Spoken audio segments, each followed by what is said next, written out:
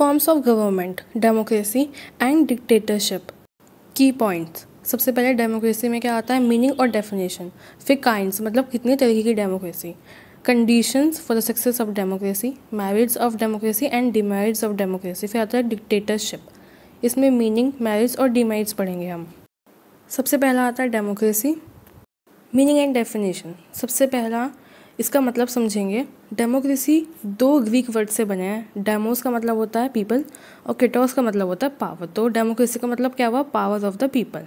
दूसरी बार इसकी डेफिनेशन आए तो डेमोक्रेसी वो फॉर्म ऑफ गवर्नमेंट है जिसके अंदर जो लोग अपने रिप्रेजेंटेटिव को इलेक्ट करते हैं डायरेक्टली और इनडायरेक्टली थ्रू इलेक्शन, और जो सारी पावर्स होती है वो सिर्फ लोगों के हाथ में होती है। काइंड्स ऑफ डेमोक्रेसी, इसके अंदर दो तरह की डेमोक्रेसी है। सबसे पहला है प्योर या फिर डायरेक्ट डेमोक्रेसी। इसके अंदर जो लोग होते हैं वो खुद ही डायरेक्टली अपना व्यू रखते हैं ऑन पब्लिक अफेयर्स, और इस तरह की जो गवर्नमेंट है इसे हम कहते हैं प्योर या फिर डायरेक्ट डेमोक्रेसी। आज के टाइम पे स्विट्ज़रलैंड इसका एग्जाम्पल है और पुराने के टाइम पे इंडिया में वाजी संघ इसका एग्जाम्पल था।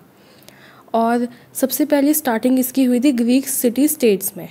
दूसरा आता है रिप्रेजेंटेटिव और इनडायरेक्ट, जो कि हमारी कंट्री में है, हमारी कंट्री इसका एग्जाम्पल है।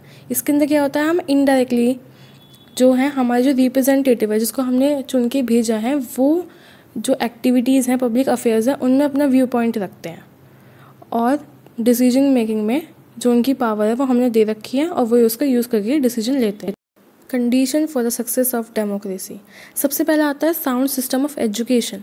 इसके अंदर क्या होता है, जो लोग हैं, जो पीपल हैं, उन्हें एक सेंस होनी चाहिए पॉलिटिकल प्रॉब्लम्स को अंडरस्टैंड करने के लिए, और ये क्वालिटीज़ जो हैं सेक्रीफाइस, सिंपैथी, डिसिप्लिन, ये सब सिर्फ और सिर्फ एजुकेशन की वजह से ही आ सकती है, जो कि लिटरेसी इसी वजह से इम्पॉर्टेंट है।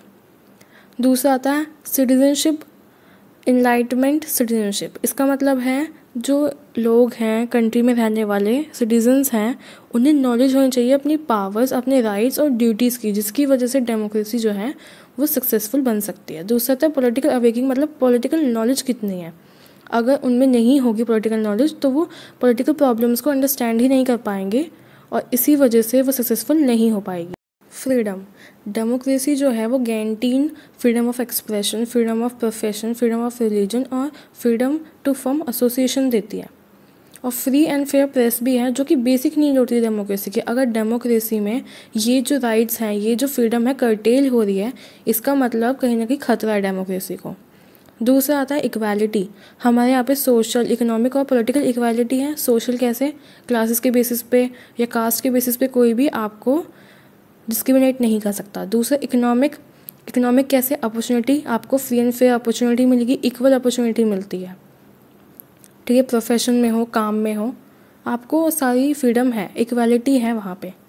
दूसरा आता है पॉलिटिकल इक्वालिटी कैसे, पॉलिटिकली अगर आप 18 अबव हैं तो आपको राइट टू वोट है, चाहे आप किसी भी बैकग्राउंड से हैं, किसी भी कास्ट या कैटेगरी से हैं, दिस डजेंट मैटर। दूसरा आता है law and order. Maintenance of law and order बहुत इंपॉर्टेंट है डेमोक्रेसी के लिए। अगर कोई देश है उसके अंदर राइट्स हो रही हैं या वॉर, सिविल वॉर हो रही हैं या सिचुएशन अच्छी नहीं है, तो वहाँ पर डेमोक्रेसी जो है उसकी कमी चांसेस है कि वो सक्सेसफुल है और वो देश का जो प्रोग्रेस है वो भी बंद हो जाएगा।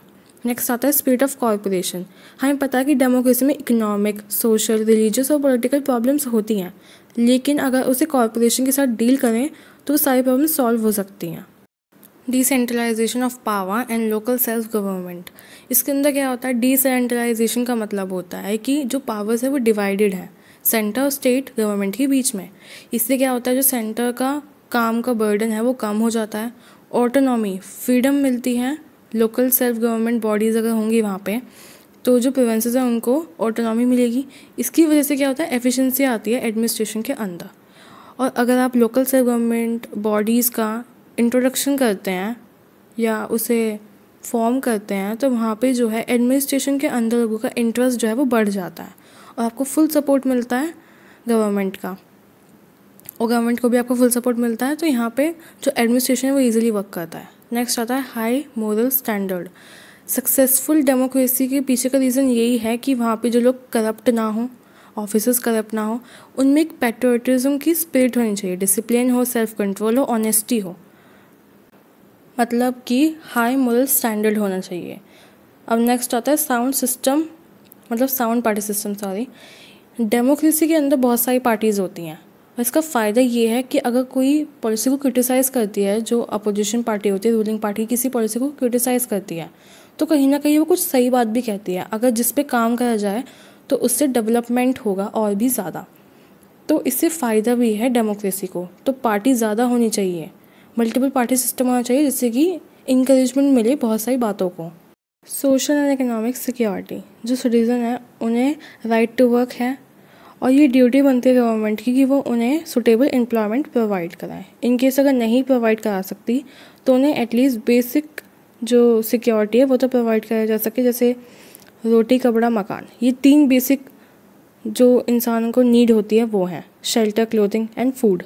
तो ये प्रोवाइड तो कम से कम करा ही सकते हैं। अब आता है सोशल सिक्योरिटी की बात करें तो जो गवर्नमेंट है उसे सोशल सिक्योरिटी प्रोवाइड करनी चाहिए लोगों को।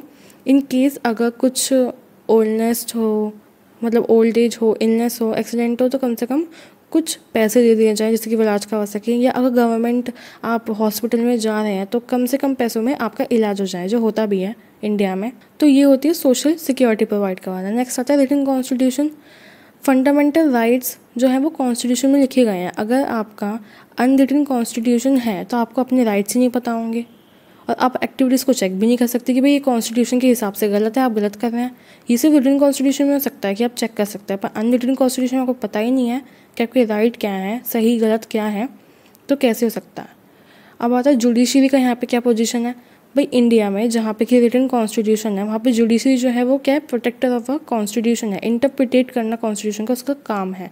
लेकिन जहाँ पे अनरिटन कॉन्स्टिट्यूशन होगा वहाँ पे जुडिशरी गार्डियन कैसे कर सकती है, क्योंकि उसे अपने राइट्स ही नहीं पता, उनके वर्क ही नहीं बांटे गए होंगे। अनरिटन कॉन्स्टिट्यूशन में क्या होता है, अपने टाइम के हिसाब से वो जो सिचुएशन होती है, जो केसेस आते रहते हैं, उनके हिसाब से वो डेवलप करते हैं अपना जो भी कॉन्स्टिट्यूशन है या भी जो भी एक्ट्स वो बनाते हैं, उनके हिसाब से चलते हैं। अनरिटन कॉन्स्टिट्यूशन में ऐसी जो दिक्कत आती हैं। लेकिन रिटन कॉन्स्टिट्यूशन अगर नहीं है बाई चांस, तो वहाँ पे जो सक्सेसफुल होने के चांसेस है डेमोक्रेसी के वो कम हो जाते हैं।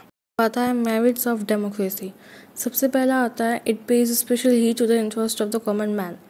डेमोक्रेसी के अंदर कोई भी आपको स्पेशल प्रोविजन या कंसिडरेशन प्रोवाइड नहीं करता कोई पर्टिकुलर क्लास के लिए। वहाँ पे जो इंटरेस्ट होता है कॉमन पीपल का वो सबसे सुप्रीम माना जाता है। दूसरी बात, it is based on the equality. कोई भी स्पेशल राइट्स आपको नहीं मिलेंगे किसी पर्टिकुलर क्लास के हो तो आपको मिलेंगे नहीं, ऐसा कुछ नहीं है। वहाँ पे कोई डिस्क्रिमिनेशन नहीं होता कलर, कास्ट, जेंडर के बेसिस पे, किसी और बेसिस पे, कोई भी सोशल ग्राउंड पे वहाँ पे डिस्क्रिमिनेशन नहीं हो सकता। कोई भी स्पेशल राइट नहीं मिले हैं किसी पर्टिकुलर क्लास को, सबको एक जैसे बराबर राइट्स मिले हैं और कोई भी डिस्क्रिमिनेशन नहीं होता है। दूसरा, it is greatest upholder of the Lofty idols of liberty and fraternity. जो अमाउंट की लिबर्टी आपको डेमोक्रेसी में एंजॉय करने के लिए मिलती है वो कहीं भी किसी और फॉर्म ऑफ गवर्नमेंट में नहीं मिलेगी। Fourth point, it is based on public opinion. Democracy के अंदर मैक्सिमम अपॉर्चुनिटी मिलती है लोगों को इन सेल्फ गवर्नमेंट बॉडीज़ में। जो रिप्रेजेंटेटिव्स होते हैं लोगों के, वो एडमिनिस्ट्रेशन को रन करने में हेल्प करते हैं और वो ही उन्हें चलाते हैं। जो लेजिस्लेचर है वो लोगों की विशेष के अकॉर्डिंग ही लॉज बनाता है। इसका मतलब है लोगों की भलाई के लिए, जो इनके लिए प्रॉफिट हो, जो इनके लिए सेफ गार्ड प्रोवाइड करें। It minimise the chances of revolution. Public opinion को रिस्पेक्ट दी जाती है, स्पेशल अटेंशन पे की जाती है to the welfare of the people. कोई पर्टिकुलर क्लास को आप स्पेशल राइट्स नहीं देते हैं, सब लोग जो हैं उनको इक्वल अपॉर्चुनिटी मिलती है फॉर द सेल्फ डेवलपमेंट। तो यहाँ पे जो चांसेस हैं रिवोल्यूशन होने के वो बहुत कम हो जाते हैं। दूसरा, it serve as a training school for good citizenship. मैंने बताया डेमोक्रेसी के अंदर आपको डिसिप्लिन सिखाया जाता है, सिंपैथी और कॉर्पोरेशन सिखाया जाता है। यहाँ पे इनडिसिप्लिन गलत लिखा हुआ है, यहाँ पे सिंपैथी कॉर्पोरेशन सही है और डिसिप्लिन आएगा। यहाँ पे ये सब सिखाया जाता है तो आप एक परफेक्ट एजुकेटेड और गुड सिटीजनशिप के लिए तैयार हो जाते हैं, तो एक ट्रेनिंग की तरह हो जाती है। दूसरा था democracy is an efficient form of government. Representation जो है लोगों का वो बहुत ज़्यादा हो जाता है गवर्नमेंट के अंदर, क्योंकि हम जो है अपने रिप्रेजेंटेटिव भेज के चुनते हैं। और दूसरा, गलत बोल दिया, चुन के भेजते हैं। और दूसरी बात, रिस्पॉन्सिबल टू द पार्लियामेंट होते हैं हमारे रिप्रेजेंटेटिव। और दूसरी बात जो नेक्स्ट पॉइंट आता है वह it rises the moral standard of the people. Democracy के अंदर गवर्नमेंट जो है वो ऐसा मानती है कि जो लोग हैं वो अल्टीमेट सोर्स ऑफ सोवरेनिटी है और जो उनकी लीडरशिप है वो बहुत इम्पॉर्टेंट है। इसी वजह से सारे जो एडल्ट्स हैं उन्हें राइट ऑफ फ्रेंचाइजी दी गई है, राइट टू वोट दिया गया है। इलेक्शन पीरियडिकली होते हैं 5 साल में। इसके साथ जो लोग हैं उन्हें रियलाइज़ होता है अपनी पावर का और एक सेंस ऑफ रिस्पॉन्सिबिलिटी उनमें आती है। इसी वजह से इलेक्शन जो है, अगर इलेक्शन में वो रॉन्ग पर्सन को चुनते हैं तो वो बाद में उसे गिरा भी सकते हैं। जब इलेक्शन होते हैं नहीं तो आप उन्हें ना चुन के दूसरे को चुन लीजिए, उन्हें एक चांस दे दीजिए, तो ऐसा भी होता है। डीमेरिट्स ऑफ डेमोक्रेसी, सबसे पहला इसमें आता है कि कुछ स्कॉलर का मानना है कि डेमोक्रेसी जो है वो इलिटरेट लोग चलाते हैं। दूसरी बात, democracy hinders the progress of civilisation and culture. कुछ स्कॉलर्स का मानना ऐसा है कि कॉमन पीपल जर्नली जो है ऑर्थोडॉक्स व्यूज़ के होते हैं और वो अपोज करते हैं प्रोग्रेसिव मेजर्स लेने के लिए। उनका ऐसा मानना है कि सिविलाइजेशन और कल्चर का डेवलपमेंट जो है वो सिर्फ एरिस्टोक्रेसी में हो सकता है, डेमोक्रेसी में नहीं हो सकता। तीसरी बात, democracy give more importance to the quality rather than to the quality.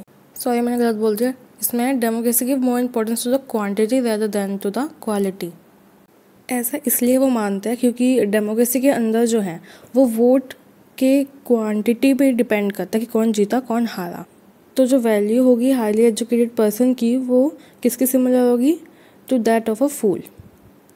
दूसरा था, in democracy administration is very costly. मैंने बताया था कि यहाँ पे पीरियडिकली इलेक्शंस होते हैं जो कि बहुत जिनमें खर्चा आता है और ऐसी ज़्यादातर जो पैसे हम वो किसी और वे में भी यूज़ कर सकते हैं, किसी अच्छे वे में यूज़ कर सकते हैं। तो जो ह्यूज अमाउंट स्पेंड होते हैं इलेक्शन में, उनकी बजाय हम उन पैसों को किसी अच्छे काम या डेवलपमेंट के काम में यूज़ भी कर सकते हैं। तो एक डीमेरिट डेमोक्रेसी का ये भी है। कैपिटल्स जो होते हैं वो बहुत पावरफुल होते हैं, बाद में वो डिसीजन मेकिंग के अंदर अपना बहुत ज़्यादा उनका इन्फ्लुएंस होता है, तो ये भी गलत बात है और एक डीमेरिट है। दूसरा, political parties spoil the harmonious atmosphere and corruption becomes rampage. Election के टाइम पे जो उनका प्रोपेगेंडा होता है इलेक्शन का, वो मिसगाइड हो जाता है और वो मिस एजुकेट करता है पीपल को। इलेक्शन के बाद रूलिंग पार्टी जो है वो ऑटोक्रेटिक हो जाती है और जो उनकी रिप्रेजेंटेटिव होते हैं, जो हमने चुन के भेजा है, जो उनकी रिस्पॉन्सिबिलिटी होती है वो उसे निभाते भी नहीं हैं। लास्ट जिसमें नेक्स्ट है, in the democracy there is a rule of majority which becomes unjust sometimes. Democracy के अंदर मेजॉरिटी जो है वो कभी कभार ऑटोक्रेटिक हो जाती है और वो माइनॉरिटीज़ के ऊपर ध्यान ही नहीं देती, तो ये भी गलत है एक, और ये भी एक डीमेरिट है। Local conflicts are predominated in democracy which harm national interest. ऐसा होता है, नेशनल इंटरेस्ट की बजाय वो अपनी ही पॉलिटिक्स खेलने में लग जाते हैं। दूसरा, it lowers the moral standard of people. जो कैपिटलिस्ट है वो बहुत सारा पैसा खर्च करते हैं वोट्स को लेने में, खरीदने में, तो ये भी गलत बात है। जो पीछे लास्ट पॉइंट था उसमें कुछ मिस्टेक है, आप देख लीजिएगा, कुछ गलत है। अब आता है dictatorship. Meaning of dictatorship, dictatorship ऐसी फॉर्म ऑफ गवर्नमेंट है जिसके अंदर सिर्फ वन मैन रूल होता है, एक इंसान के पास एब्सोल्यूट पावर्स होती हैं, अनलिमिटेड पावर्स होती हैं। तो यहाँ पे मैंने 4 पॉइंट लिख रखे हैं जिसकी कैटेगरीज हैं, कैरेक्टरिस्टिक्स हैं।